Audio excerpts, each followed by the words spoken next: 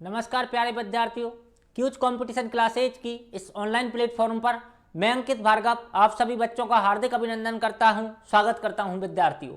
देखिए विद्यार्थियों, हम पिछले लगातार कई दिनों से मनोविज्ञान की क्लासें लेते आ रहे हैं, मनोविज्ञान को पढ़ते हुए आ रहे हैं साथियों। और इसमें हमने संवेगात्मक विकास को पिछली वीडियो में पढ़ा था और आज हम पढ़ने वाले हैं भाषा के विकास को। अर्थात हम ये कहें कि बालक में किस तरह भाषा का विकास पनपता है, किस तरह भाषा का विकास प्रारंभ होता है बालक में, इन सब तथ्यों को लेकर आज हम चर्चा करने वाले हैं। देखिए पिछली वीडियो में हमने क्या पढ़ा था, एक बार मैं आपको उसको बताऊं। देखिए पिछली वीडियो में हमने संवेगात्मक विकास पढ़ा था विद्यार्थियों। क्या पढ़ा था? संवेगात्मक विकास। संवेगात्मक विकास। अब देखिए विद्यार्थियों, इसमें हमने क्या पढ़ा था? संवेगात्मक विकास में मैंने आपको पिछली वीडियो में भी बताया था कि इसमें आपके लिए दो ही चीजें इंपॉर्टेंट है, या हम कहें कि उसमें मैंने आपको एक पेज बताया था, वही इंपॉर्टेंट है। वेरी वेरी क्या है कि आपसे ये पूछ सकता है कि शैशव जो अवस्था है, शैशव अवस्था में संवेग कैसे होते हैं, शैशव अवस्था में संवेग कैसे हो सकते हैं। या वो हमसे ये पूछ सकता है विद्यार्थियों के बाल्यावस्था में संवेग बताओ, बाल्यावस्था में संवेग कैसे होते हैं। वो हमसे क्या पूछ सकता है विद्यार्थियों? बाल्यावस्था के संवेग पूछ सकता है वो हमसे। या हमसे वो पूछ सकता है, इसमें क्या पूछ सकता है वो हमसे? किशोरावस्था के संवेग बताओ कि किशोरावस्था में संवेग कैसे होते हैं। तो देखिए मैंने ये आपको बताया था, लेकिन मैं एक बार आपको रिवाइज करवा दूं। देखिए शैशव अवस्था में संवेग कैसे होते हैं विद्यार्थियों? तीव्र होते हैं। कैसे होते हैं? तीव्र। या हम कहें कि उग्र। कैसे होते हैं विद्यार्थियों? उग्र होते हैं। जबकि बाल्यावस्था में संवेग कैसे होते हैं विद्यार्थियों? क्षणिक होते हैं। कैसे होते हैं बाल्यावस्था में संवेग? क्षणिक होते हैं। जबकि किशोरावस्था में संवेग कैसे होते हैं? स्थिर होते हैं। किशोरावस्था में संवेग कैसे होते हैं विद्यार्थियों? स्थिर होते हैं। ये हमने कल पढ़ा था। संवेगों को और मूल प्रवृत्तियों को विलियम मैकडूवेल के द्वारा प्रदर्शित किया गया था। विलियम मैकडूवेल ने अपनी पुस्तक आउटलाइन ऑफ साइकोलॉजी में संवेगों को डेफिनेशन दिया था। उसके अलावा 14 प्रकार के संवेग और 14 प्रकार की मूल प्रवृत्तियां बताई थी, जो हम पिछली वीडियो में देख चुके हैं। अब देखिए आप, शिशुअवस्था में आपसे संवेग पूछे तो कैसे होते हैं? तीव्र या उग्र। बाल्यावस्था में पूछे तो कैसे होते हैं? क्षणिक। किशोरावस्था में पूछे तो कैसे होते हैं विद्यार्थियों? स्थिर। ये हमने पिछली वीडियो में पढ़ा था। आज इसी क्रम को आगे बढ़ाते हुए आज हम जो पढ़ने वाले हैं विद्यार्थियों, वो पढ़ेंगे भाषा का विकास। अर्थात हम ये कहें कि एक बालक में किस तरह भाषा का विकास प्रारंभ होता है, वह सबसे पहले क्या बोलना सीखता है, किस महीने में वह बोलना सीखता है, इन सब तथ्यों को लेकर हम आज चर्चा करेंगे। तो चलिए साथियों, जीरो से हीरो वाली साइकोलॉजी की जो क्लास है उसको लेकर आगे चलते हैं हम और शुरू करते हैं भाषा के विकास को। चलिए देखिए भाषा का विकास।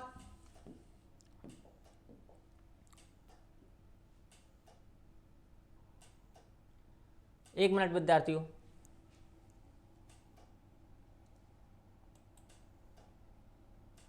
हेलो। चलिए देखिए भाषा का विकास कैसे प्रारंभ होता है विद्यार्थियों, इसके ऊपर हम चर्चा करते हैं। तो सबसे पहले भाषा का विकास, देखिए मानव के जीवन में भाषा का विशेष महत्व होता है। मानव के जीवन में विद्यार्थियों भाषा का विशेष महत्व होता है। आज हम सामाजिक वातावरण के धरातल पर जो कुछ भी व्यवहार करते हैं उसमें भाषा का विशेष योगदान होता है, जिसे हम अपने विचारों को अभिव्यक्त करते हैं, जिससे हम अपने विचारों को क्या करते हैं विद्यार्थियों में अभिव्यक्त करते हैं, जिससे हम अपने विचारों को क्या करते हैं? अभिव्यक्त करते हैं। अब देखिए ये तो एक सामान्य परिभाषा या हम कहें कि सामान्य सा परिचय है, ये आप सब बच्चों को पता है, ये सब लोग आप जानते हो। क्या जानते हो? कि मानव का जो जीवन है उसमें भाषा का विशेष महत्व होता है। कैसे होता है विद्यार्थियों? सोच के देखिए, यदि हम भाषा नहीं जानते तो हम बोलना, मान लीजिए हम बोलना नहीं जानते या हमारी कोई एक उचित भाषा नहीं होती, तो हम कैसे बात करते, कैसे हम अभिव्यक्त करते अपने विचारों को? तो इसलिए मानव के जीवन में भाषा का एक विशेष महत्व होता है। आज हम सामाजिक वातावरण के जो धरातल पर जो कुछ भी व्यवहार करते हैं उसमें भाषा का विशेष योगदान होता है विद्यार्थियों। उसमें क्या है? भाषा का विशेष योगदान होता है। जिस तरह जिससे हम हमारे विचारों को अभिव्यक्त करते हैं। अब देखिए आप, प्लेटो एक मनोवैज्ञानिक हैं। प्लेटो मनोवैज्ञानिक क्या कहते हैं भाषा को लेकर? प्लेटो मनोवैज्ञानिक कहते हैं कि विचार हमारी आत्मा की मूक बातचीत होते हैं। जो विचार पनपते हैं वो हमारी आत्मा की मूक बातचीत होते हैं। मूक मतलब जो नहीं कहे जाए, जो मूक है वो जो दिख ना रहे हो या जो बोले नहीं गए हो। तो विचार जो होते हैं हमारी भाषा के क्या होते हैं, मूक बातचीत होते हैं, जिनको बोला नहीं गया हो, बातचीत होते हैं। जब ये विचार हमारे होठों से बाहर निकलते हैं तो ध्वन्यात्मक रूप ले लेते हैं, ध्वनि के रूप में निकलते हैं, ध्वन्यात्मक रूप ले लेते हैं विद्यार्थियों, ध्वन्यात्मक रूप ले लेते हैं। इसे ही हम क्या कहते हैं विद्यार्थियों, भाषा कहते हैं। प्लेटो जो मनोवैज्ञानिक हैं उन्होंने भाषा की परिभाषा दी है। भाषा की परिभाषा क्या दी है विद्यार्थियों, ये दी है कि विचार जो होते हैं वो हमारी आत्मा की मूक बातचीत होते हैं। विचार हमारी आत्मा की मूक बातचीत होते हैं। जब ये हमारे होठों से बाहर निकलते हैं तो क्या ले लेते हैं साथियों, ध्वन्यात्मक रूप ले लेते हैं, यानी ध्वनि के रूप में निकलते हैं। इसे ही हम क्या कहते हैं विद्यार्थियों, भाषा कहते हैं। जबकि स्वीट एक मनोवैज्ञानिक है विद्यार्थियों, स्वीट मनोवैज्ञानिक कहते हैं कि भाषा विचारों की अभिव्यक्ति का माध्यम है। भाषा क्या है, हमारे विचारों की अभिव्यक्ति का, हमारे विचार को अभिव्यक्त करने का या विचार को आदान प्रदान करने का क्या है साथियों, एक माध्यम है। कौन कहते हैं, स्वीट मनोवैज्ञानिक कहते हैं कि भाषा हमारे विचारों की अभिव्यक्ति का एक माध्यम है। अब देखिए ये परिभाषा आपके लिए बहुत इंपॉर्टेंट है प्लेटो और स्वीट्स महोदय की। एक बार आप इसका स्क्रीनशॉट लीजिए ताकि हम आगे बढ़ें। एक बार आप इसका स्क्रीनशॉट लीजिए विद्यार्थियों, इसको मैं लगा देता हूं। एक बार आप इसका स्क्रीनशॉट लीजिए ताकि हम आगे बढ़ें।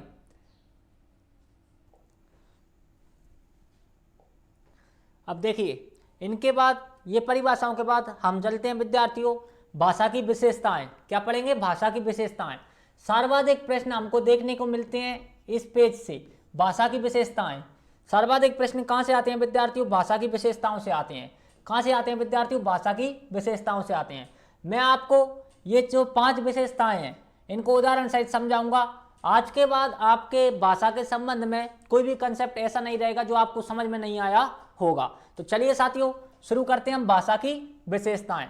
देखिए पहली विशेषता है हमारी, पहली विशेषता क्या कह रही है हमारी कि भाषा जो है वह अर्जित संपत्ति है विद्यार्थियों। भाषा क्या है, अर्जित संपत्ति है। अब मैं आपको उदाहरण देता हूं कैसे। देखिए भाषा क्या कह रही है ये कि भाषा अर्जित संपत्ति होती है। अर्जित संपत्ति कैसे होती है, मान लीजिए विद्यार्थियों किसी बच्चे का जन्म हुआ है इंग्लैंड में। कहाँ हुआ है विद्यार्थियों, इंग्लैंड में। उस बच्चे को हम कहाँ ले आए, भारत ले आए। उस बच्चे को कहाँ ले आए हम, भारत। तो उसको बोलना तो अंग्रेजी चाहिए, लेकिन वो भारत में रहेगा तो वो क्या सीखेगा विद्यार्थियों, हिंदी। क्या सीखेगा वो, हिंदी। मतलब क्या है, वातावरण जनित है। भाषा क्या है, वातावरण से सीखी जाती है। तो यदि किसी बच्चे का जैसे जन्म हुआ है इंडिया में, किसी बच्चे का जन्म कहाँ हुआ है, इंडिया में, और वो कहाँ पले, अमेरिका में। वो कहाँ रहे विद्यार्थियों, अमेरिका में। जब वो अमेरिका में रहेगा तो वो क्या सीखेगा विद्यार्थियों, इंग्लिश। वह क्या सीखेगा, इंग्लिश। तो भाषा क्या है विद्यार्थियों, भाषा क्या है, भाषा अर्जित संपत्ति होती है, जन्मजात नहीं होती है। अब देखिए आपको मैं समझाऊं। प्रश्न आता है विद्यार्थियों, प्रश्न क्या आता है, प्रश्न आता है कि भाषा क्या है, भाषा क्या है। प्रश्न आया आपके, भाषा क्या है विद्यार्थियों। अब देखिए आपके ऑप्शन देखिए, ऑप्शन ए में आपको होगा भाषा जन्मजात है। ऑप्शन बी भाषा अर्जित है। ऑप्शन सी भाषा वातावरण जनित है।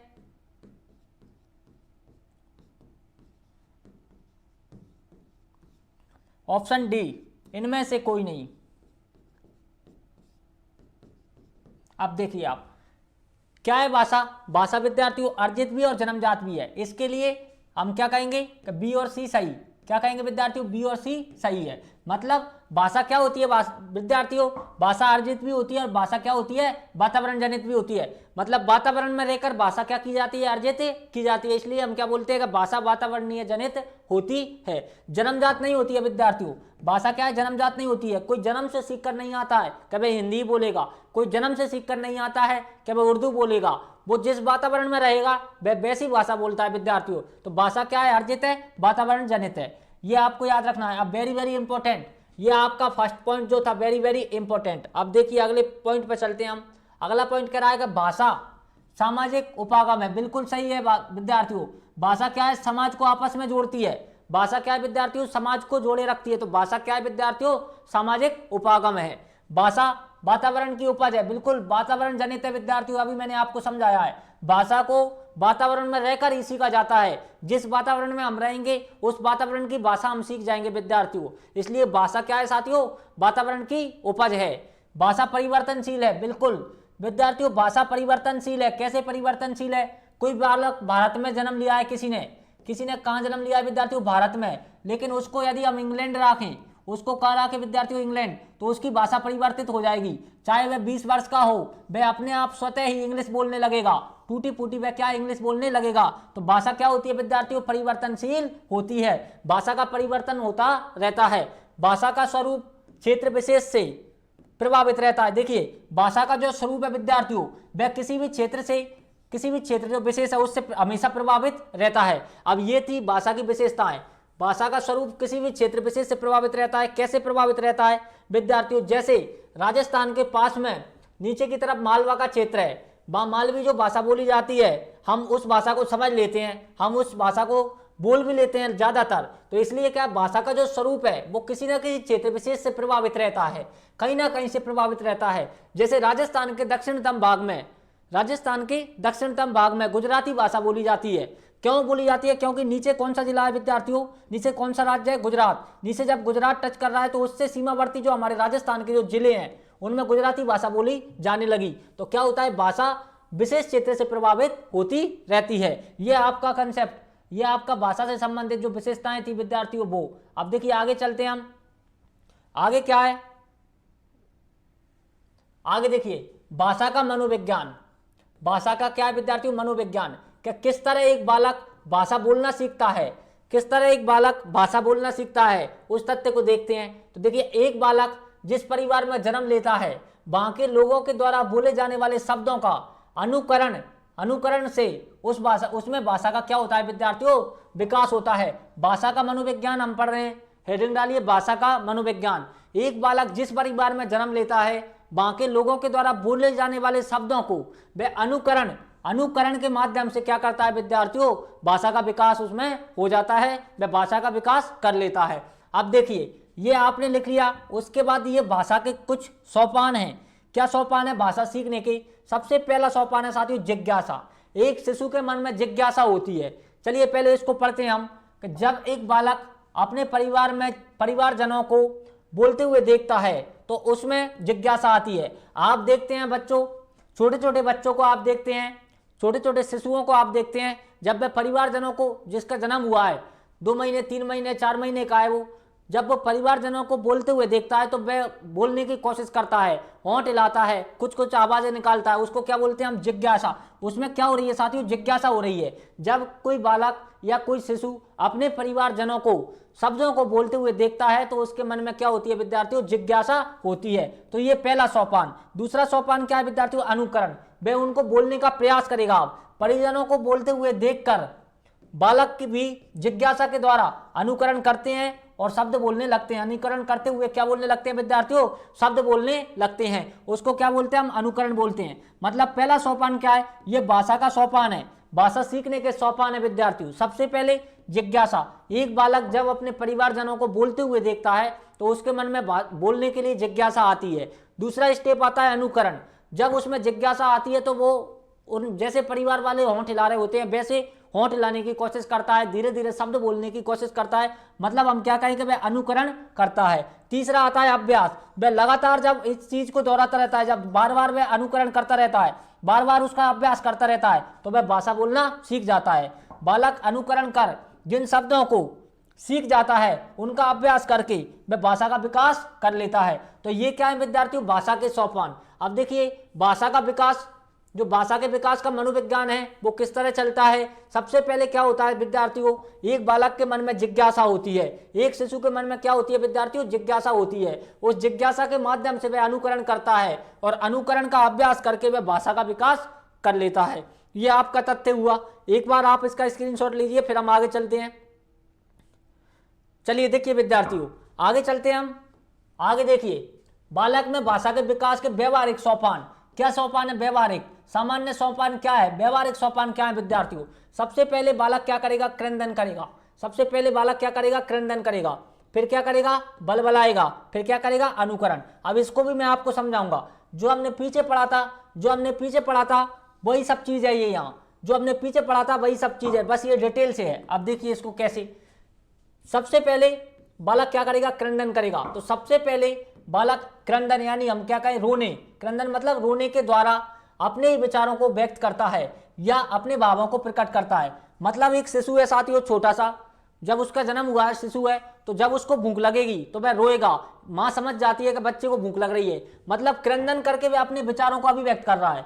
उसमें भाषा नहीं है लेकिन वो क्या कर रहा है साथियों, रो रहा है। वो क्या कर रहा है, रो रहा है। तो रो करके वे अपने विचारों को अभिव्यक्त कर देता है। जब बालक एक छोटा रोएगा तो या तो माँ समझेगी कि उसको भूख लग रही है, या समझेगी इसको कोई तकलीफ है, कुछ दर्द हो रहा है। इसका मतलब क्या है, जब बालक क्रंदन कब करता है, शिशु शैशव अवस्था में। कब करता है विद्यार्थी, शैशव अवस्था में। तो क्रंदन सबसे पहले बालक क्रंदन यानी रोने के द्वारा अपने विचारों को व्यक्त करता है या अपने भावों को क्या करता है विद्यार्थियों, प्रकट करता है। फिर आता है साथियों दूसरी स्टेप बलबलाना। क्या आती है, बलबलाना। 5 या 6 माह। अब ये तो कब की बात थी साथियों, जन्म से, हम कहें जन्म से 3 महीने या 4 महीने तक। अब 5 या 6 महीने का जब हो जाता है, 5 या 6 माह के आयु काल में एक बालक क्रंदन के स्थान पर अपने भावों को प्रकट करने के लिए विशेष प्रकार की ध्वनियां निकालना प्रकट कर देता है या विशेष प्रकार की ध्वनियां निकालता है, जैसे ए, आ, ई इत्यादि। अब देखिए सबसे पहले बालक ने क्या किया, रोना से प्रारंभ किया। जब उसको भूख लग रही थी या जब उसको तकलीफ हो रही थी तो वह क्या कर रहा था विद्यार्थियों, रो रहा था।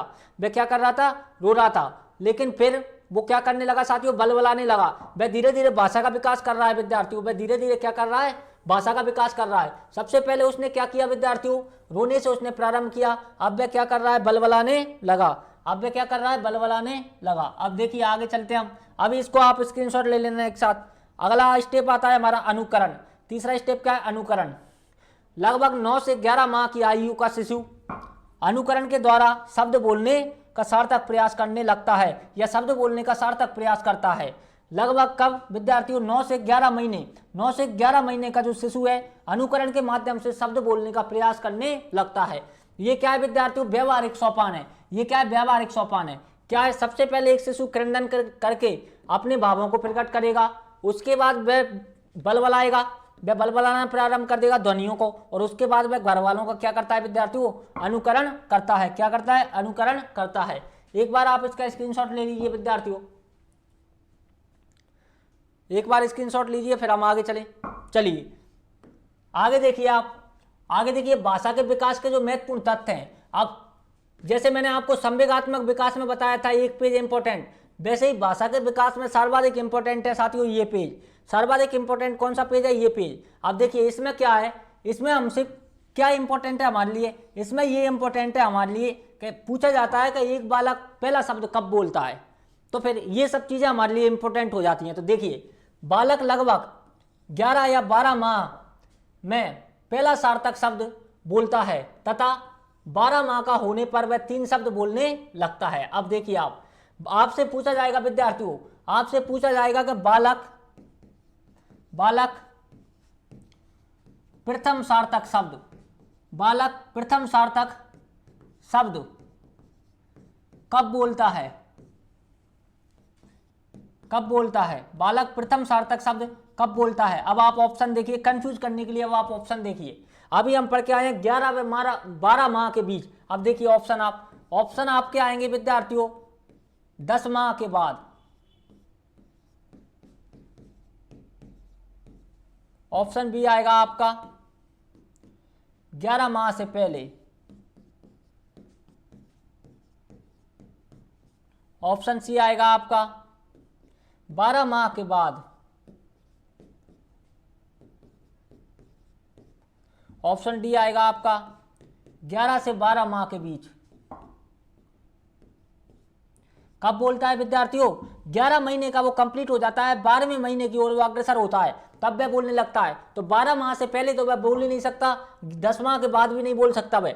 10 माह के बाद 11 महीना आता है, 11 महीना जब कंप्लीट हो जाता है तो 11 से 12वें महीने के बीच में वह प्रथम सार्थक शब्द बोलता है। वह क्या है विद्यार्थी, प्रथम सार्थक शब्द बोलता है। तो क्या होगा इसका उत्तर, 11 से 12 माह के बीच। अब देखिए आप, तो बालक 11 से 12 माह के बीच पहला प्रथम सार्थक शब्द बोलता है, यानी पहला शब्द बोलता है, तथा 12 महीने का कंप्लीट हो गया, वो 12 महीने का जब कंप्लीट हो गया तब कितने बोलने लगता है विद्यार्थियों, 3 शब्द वह बोलने लगता है। तो इसको प्रश्न को देखिए आप, 12 महीने के बाद तो वह कितने शब्द बोलने लगेगा, 3। तो ये तो हमारा गलत हो गया ना, बालक प्रथम शब्द, क्वेश्चन देखिए प्रथम शब्द पूछ रहा है, तो यहाँ तो वो कितने बोल रहा है 12 के बाद तो कितने बोलने लगेगा 3 शब्द, तो ये तो हमारा गलत हो गया।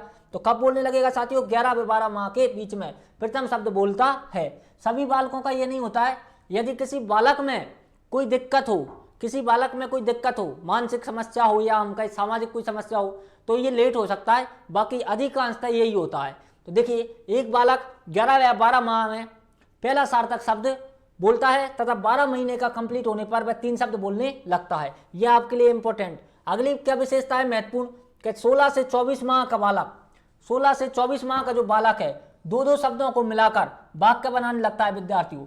2-2 शब्दों को मिलाकर क्या बनाने लगता है, वाक्य बनाने लगता है। कब बनाने लगता है, 16 महीने से 24 महीने के मध्य। कब, 16 महीने से लेकर के 24 महीने के मध्य 2-2 शब्दों को मिलाकर क्या बनाने लगता है विद्यार्थियों, वाक्य बनाने लगता है। अब तीसरी विशेषता है हमारी कि 2 वर्ष की आयु में वह घर का एक सक्रिय सदस्य बन जाता है विद्यार्थियों। जब एक बालक 2 वर्ष का हो जाता है तो वह घर का एक सक्रिय सदस्य बन जाता है और परिवार के लोगों की पहचान करने लगता है। देखिए 2 वर्ष का बालक, 2 वर्ष की अवस्था में 2 वर्ष की बालक, 2 वर्ष का जो बालक है वह घर का क्या बन जाएगा विद्यार्थियों, सक्रिय सदस्य। Very very important, very very important line है ये, वेरी वेरी इंपॉर्टेंट लाइन है कि 2 वर्ष का बालक घर का सक्रिय सदस्य बन जाता है। अब एक बार प्रश्न आया था विद्यार्थियों, एक बार प्रश्न आया था, एक बालक सक्रिय सदस्य कब बनता है, प्रश्न आया था एक बालक सक्रिय सदस्य कब बनता है। अब देखिए आप, इसमें ऑप्शन थे, इसमें क्या क्या ऑप्शन थे देखिए आप,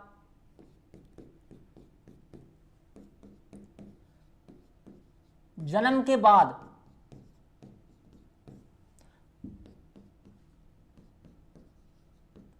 गर्भावस्था से,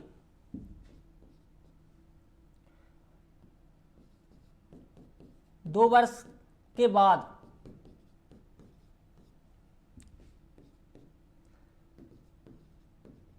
इनमें से कोई नहीं। अब देखिए आप, अब इस प्रश्न को आप अच्छे से देखिए। मैं हमेशा कहता हूं कि साइकोलॉजी शब्दों का खेल है विद्यार्थियों।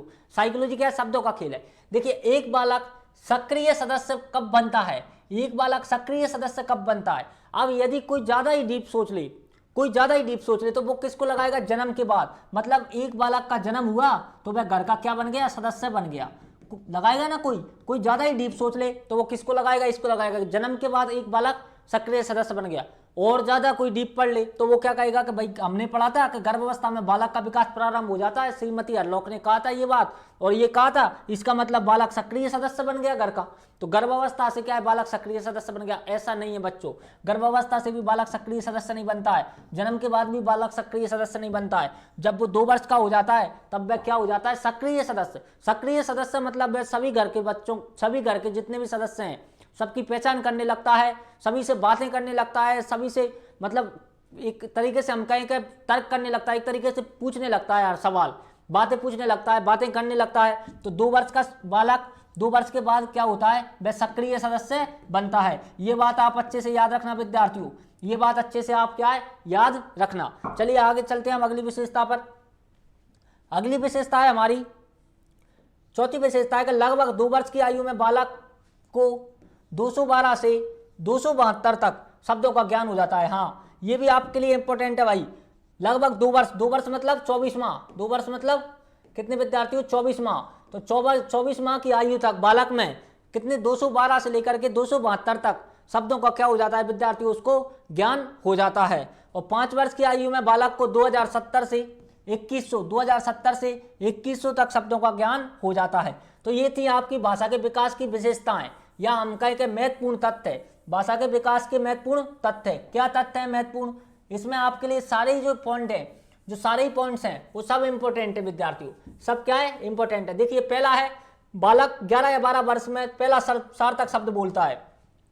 आपसे पूछा जाए बालक पहला सार्थक शब्द बोलता है, यदि उसमें ऑप्शन हो 6 वर्ष में, 7 वर्ष में, 10 वर्ष में, 11 वर्ष में, दिन तो आप आराम से लगा दोगे 11 वर्ष में। लेकिन और डीप पूछ ले आपसे, जैसे मैंने आपको बताया था कि बालक पहला सार्थक शब्द बोलता है 10 वर्ष से पहले, 11 वर्ष से पहले, 12 वर्ष के बाद, 11 से 12 वर्ष के बीच में। देन आपका क्या होना चाहिए, 11 से 12 वर्ष के बीच में, या 11 से 12 वर्ष के बीच की जगह बांध दे सकता है 11 वर्ष के बाद। तो 11 वर्ष के बाद बालक क्या है, पहला सार्थक शब्द बोलता है, ये आपको पता होना चाहिए। जब क्योंकि जब वह 12 वर्ष का हो जाता है तब तो वह 3 शब्द बोलने लगता है।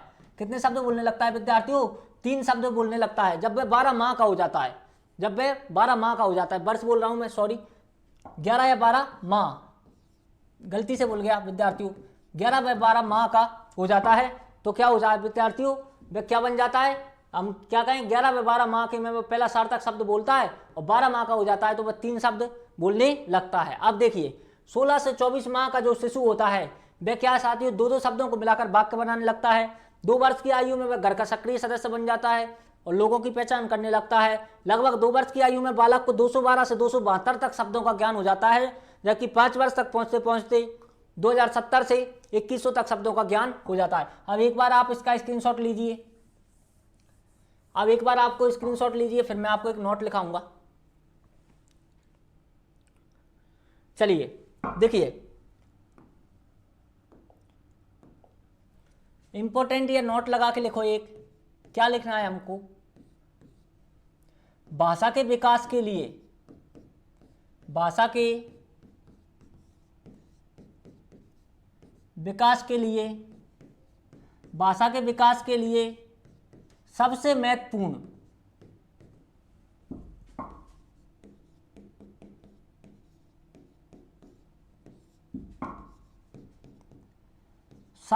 सबसे महत्वपूर्ण शब्दकोश या शब्दकोश को हम कह सकते हैं शब्द भंडार, शब्द भंडार होता है, शब्द भंडार होता है। अब देखिए आप, भाषा का विकास कब होगा, भाषा का विकास में सबसे महत्वपूर्ण योगदान क्या निभाता है विद्यार्थियों, शब्दकोश या हम कहें शब्द भंडार निभाता है। मतलब एक बच्चे के पास जितने ज्यादा शब्द होंगे वह उतने अच्छे भाषा का विकास कर पाएगा। एक बच्चे के पास जितने अच्छे शब्द होंगे वह उतना जल्दी भाषा का विकास कर पाएगा। तो भाषा के विकास के लिए सबसे महत्वपूर्ण क्या होता है, शब्दकोश या हम कहें कि शब्द भंडार। जितने ज्यादा शब्द होंगे उतना अच्छा भाषा का विकास होगा, जितने कम शब्द होंगे वैसा भाषा का विकास होगा। तो ये था आपका एक चैप्टर भाषा का विकास। यदि आपको ये समझ में आया है तो वीडियो को लाइक करें, शेयर करें अपने दोस्तों तक और चैनल को सब्सक्राइब करें। साथ में हमारे कॉन्टैक्ट नंबर 8290070692 पर SMS करके हमारे ऑफिशियल व्हाट्सएप ग्रुप से आप जुड़ सकते हैं। आज की क्लास कैसे लगी मुझे कमेंट में जरूर बताना, साथ में चैनल को सब्सक्राइब भी करना। चलिए साथियों, मिलता हूँ किसी और नए तथ्य के साथ, किसी और नए कंसेप्ट के साथ। जब तक के लिए जय हिंद साथियों, जय भारत, खम्मा गणी, राम राम।